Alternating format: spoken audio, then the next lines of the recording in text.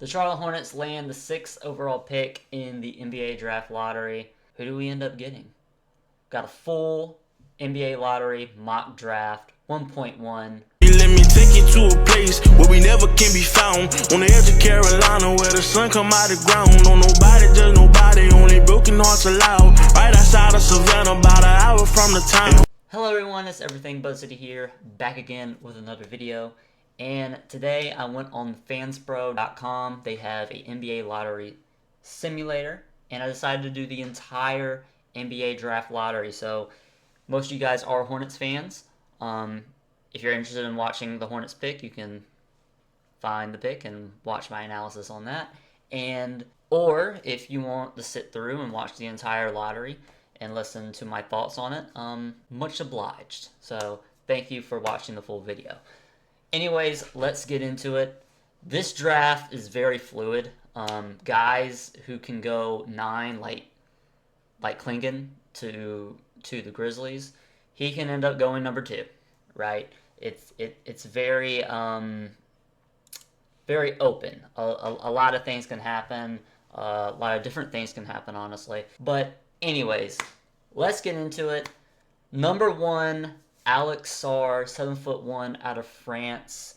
He played in Australia this year. The Hawks landed the first pick in the NBA draft after only having a 3% chance to land it this year. This is a make-it-or-break-it year for Trae Young in Atlanta. He can be traded to the Spurs. He could be traded anywhere, honestly. So either this summer or at the trade deadline.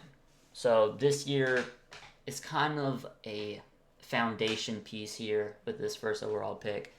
And Sarr is the best player in the draft, in my opinion. He's a 7'1" power forward, center, probably more of a true center right now. He has the potential of developing a three-point shot. It's in the low 30s right now, but he definitely has the foundation to grow in that aspect. He's an elite athlete for his size and is already a really good interior defender. And this will give Trae Young an option on pick and rolls, right, if he ends up staying. And if not, he's going to be the foundational piece to a new, younger core in Atlanta. So I see Sarr going number 1. Now, this is where everything kind of opens up for the draft. Risacher, hopefully I said that right. The Washington Wizards select him number 2. Before we get into this, I could definitely see them going Topic here at 2. I could also see them drafting Klingan at 2. It's very loose here. But this is my reasoning. He's an all-around wing who is a streaky three-point shooter. Standing at 6'10", he is also super athletic, especially on fast break opportunities. I was watching some film on him, and it feels like when he's on fast breaks, he's moving at twice the speed of other players on the court, which is bonkers. I know it's Euro, but still, that is impressive. He also has the length and athleticism to be a good two-way player at the next level.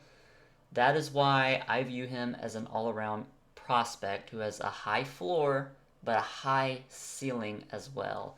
Risacher has been tossed from 1 to 2 all year with Sarr. So given that the Wizards are in dire need of a franchise building block, that is why I consider going BPA rather than fit, which would be drafting Klingan or Topic, honestly. Here at 3.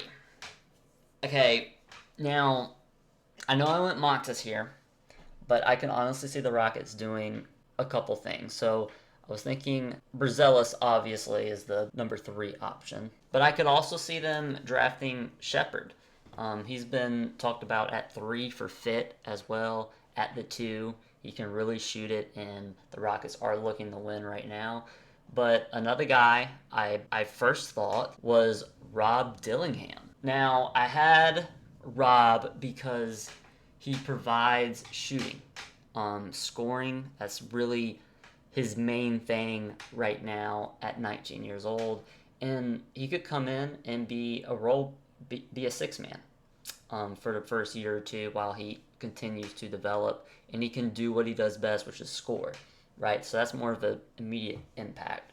But this time, I went with Montes. After drafting Amen Thompson and Cam Whitmore in last year's draft, the Houston Rockets have solidified their future, and with this possibly being the last time they will draft in the top 3 again for a while, the best form of action would be to draft based off of need. With the only young hole left at the power forward position, drafting Montes makes sense. Montes is a 6'10 small forward / power forward.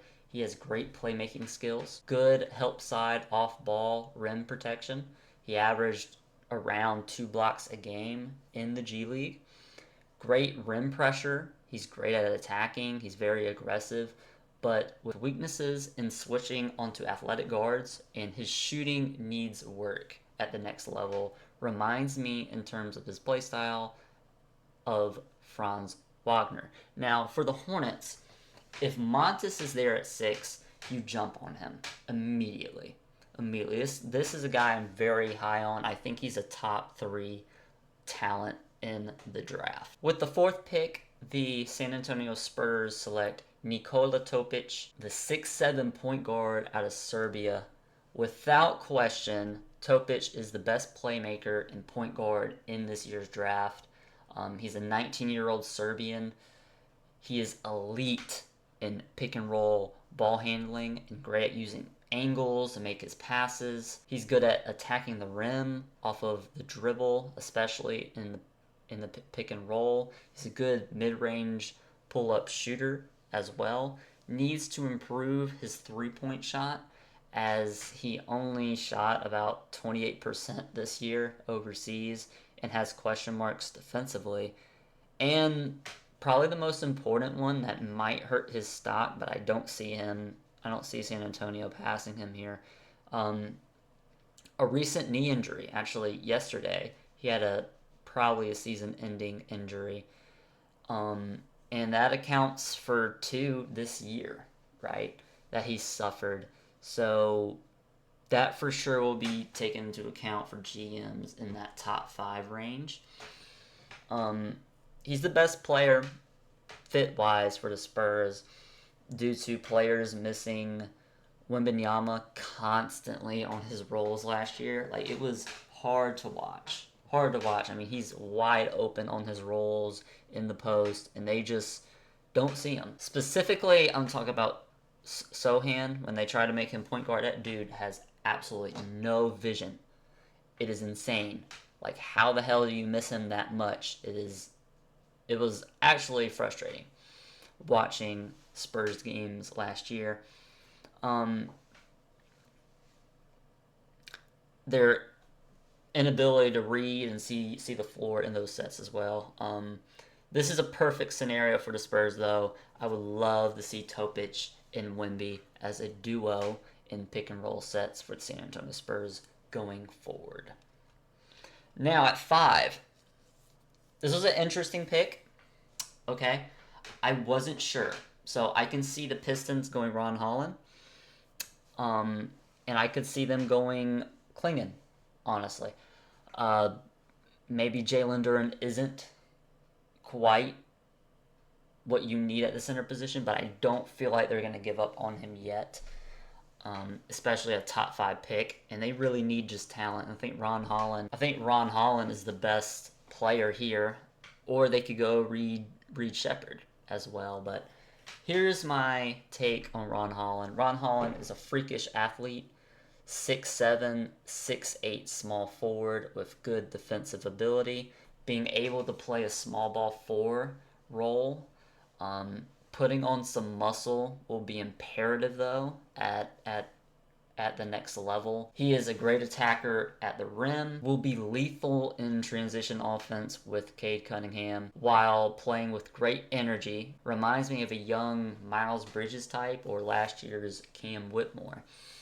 Holland was turnover prone in the G League, so question marks about his decision making, creating his own shot for himself, and a very, very bad, I would honestly probably pass him at 6 if he did fall 24% from 3 and 28% on his mid-range jump shots. That is a huge weakness and is a huge problem at the next level that he needs to get fixed. Now at 6, a lot of Hornets fans are probably really happy with this pick, and maybe some of you aren't sure. Now, there's a discussion between Castle and Klingan, although I understand the thinking of drafting Klingan. A lot of fans wanted us to draft Duren and Williams, right? They have 2 young centers. Center rotation, so I get that, but I honestly don't think center is our issue here, and to pick a center top 6, right, even if Klingan is everything he looks to be, I think Mark Williams is the perfect fit for this team if he stays healthy. I think he's going to be a great pro. So Castle is the best fit for this team. I could also see Dalton. Dalton could be a conversation. You could talk me into that. I love Dalton. He's a great scorer of the basketball. And you always need more of those. But I think Brandon fits Dalton. He's a better Dalton. So this is the reason. So here's my reasoning for Stephon Castle. He's a 6'6" point guard, but he'll play shooting guard, small forward. Stephon Castle is the best guard / wing defender in the draft. He has the length and ability to guard the 1, 2, 3 positions and even the small ball 4. He did in college defend 4s. So he is super versatile. Not saying he's going to do that in the pros. Obviously, there's a difference between grown men and college kids, but that is super impressive. And possibly that's something he can do if he gets to like 220, 225, right? I mean, he's almost there, like 210, 215 right now. So he was able to defend small ball 4 because of his impressive strength. He has the ability to be interchangeable at all 3 or 4 positions. So he is a very versatile player as well. A good playmaker as he played point guard for a national championship team in UConn, and he is good at attacking the rim and finishing through contact as well, which will help him in the transition offense of the Charlotte Hornets with LaMelo Ball looking to get out and run as much as possible. Not the most explosive athlete though, as he relied on his strength rather than his explosive explosion or his athleticism. I'm sorry, I can't. I've done that like 4 or 5 times. I cannot say athletics. I don't know what it is. It's the C. It's the C in the middle, man. Jesus, let me live. And he also needs to improve his jump shot. He shot about 29% from 3 in college. At times he would make a couple, but that's something that he really needs to work on to become a good pro 3-and-D, which I think is what we need, what we want, honestly, to him to be that 2 guard, a starting level 2 guard who can defend perimeter defenders, and he needs to be able to get in those 30s, right? And he will help tremendously for Mark Williams, and really is the main reason why I like him so much, because Mark really needs a POA defender, really bad. He needs a Dennis Smith Jr. type of guard. And I see a lot of Josh Hart when I watch this tape. At 7, we got Dalton, the 6'6" small forward out of Tennessee, to Portland. Portland could also take Reed Sheppard as well, but I went with Dalton because he's the purest scorer of the basketball in this draft, and probably even in college last season. He can create for himself. He can attack the rim, catch and shoot off of screens. I mean, that's going to be a perfect fit for Scoot to get a score like him. But they could also go Klingan as well.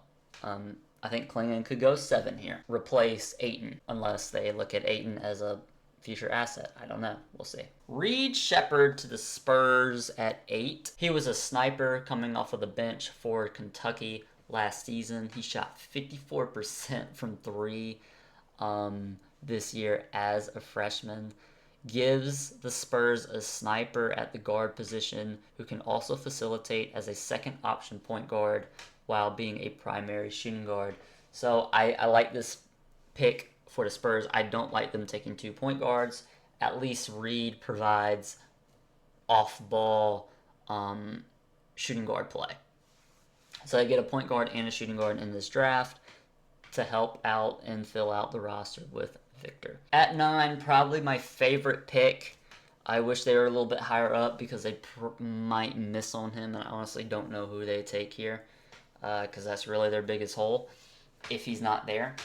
But Klingan, Donovan Clingan, the 7'2" sophomore center out of UConn, the best fit for the Memphis Grizzlies. In need of a center after trading Steven Adams to the Rockets, Klingan solidifies the Grizzlies' back line defensively, with JJJ and Klingan being the best frontline duo defensively in the NBA for years to come. I love this pick. He will definitely be a starter on the playoff team if he goes to Memphis. So, great fit for Memphis. Now here at 10, of course. Now, Rob, that's what's crazy about this draft.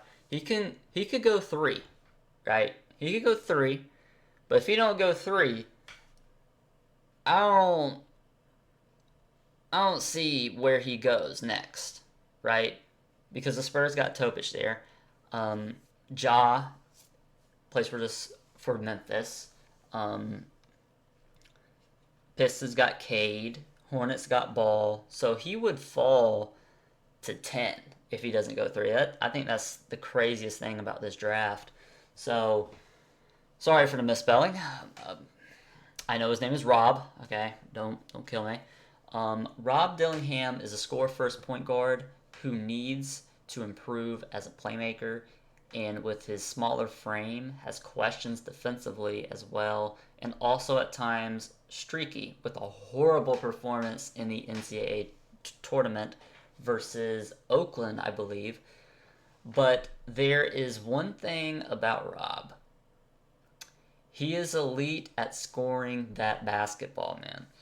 In need of a young point guard to pair with Keontae George, who could play the 1 or 2 going forward, the Jazz draft the best player available. All right, now we're rounding out the lottery. At 11, Cody Williams goes 11 to Chicago, with DeMar DeRozan getting older and possibly out the door. Cody Williams has so much potential here at 11. He's a 3D two-way wing at 6'8", utilizes his size on defense well, and is a sniper from 3. Ironically, like DeMar in terms of a two-way talent coming out of the draft. I know DeMar was not a three-point shooter, but DeMar was at least okay scoring the basketball at USC. Williams has a ton of room to grow, though, and is not ready for a big role year 1, and learning behind DeMar if he returns to the Bulls would help him in the long run as well. So a good pick there at 11. Good spot for him. At 12, this was interesting. So I could see Kyle Filipowski going here, or I could definitely see McCain. Even Walter, honestly, but I had Kyle going here at 12 because I love the fit. Kyle Filipowski is a stretch big. He can play the 4, he can play the 5, but mostly the 4 in the pros, I think. He's shown himself to have a good post game in college as well. Perfectly fits into the OKC rotation if they decide to keep the pick this year. With question marks on his ability to transition due to the physicality of the NBA, still fits perfectly into what the Thunder run schematically. I'll also say, if there's like words that are messed up, like look off, like you can't read them, it's my GPU. I gotta get a new graphics card on this thing, so I apologize. If you don't see that, then woohoo, yay! I'm so happy for you guys, because I do. Anyways, moving on.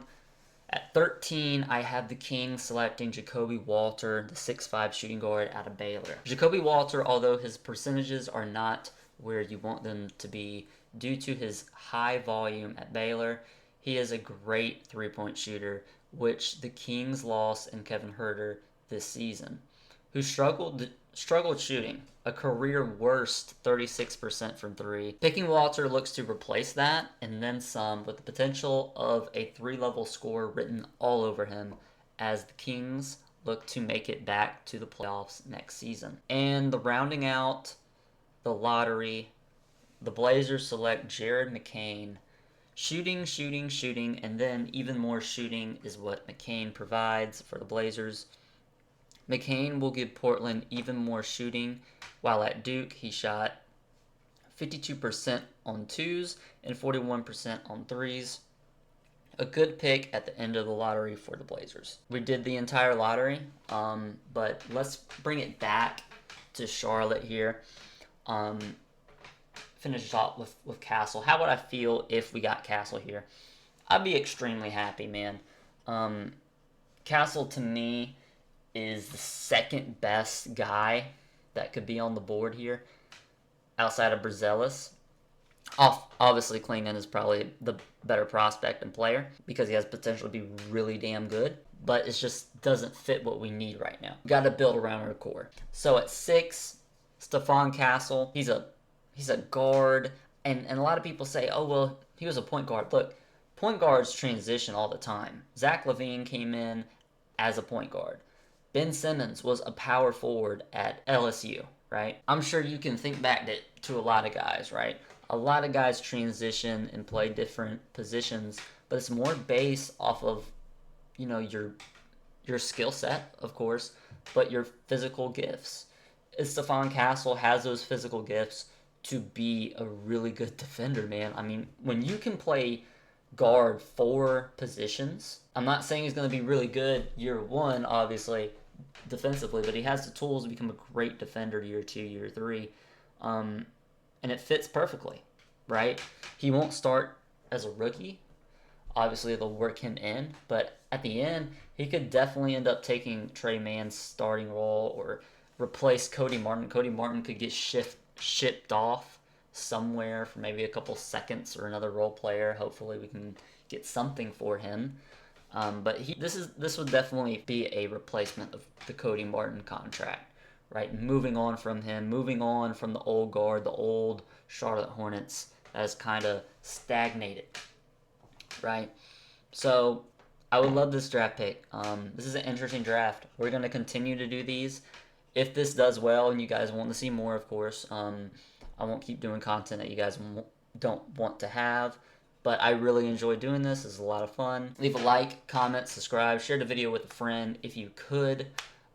Leave your comments. How do you think that draft was for the Charlotte Hornets? Are you happy with Castle, right? Give me your top 5 prospects for the Charlotte Hornets coming into this draft. We're not only going to do Castle, we're going to look at Castle as well, but we're going to look at Montes, right? We're going to look at Ron Holland. We're going to look at a lot of guys here. Reed Sheppard, Klingan as well. A lot of prospects. We got like a month, right, to look at these guys. So thank you for watching. I'm Everything Buzz City here. I'm out. Peace, guys. Like we always do it this time. Cold blowing your mind. Hey dummy, this no accident. All of this was designed.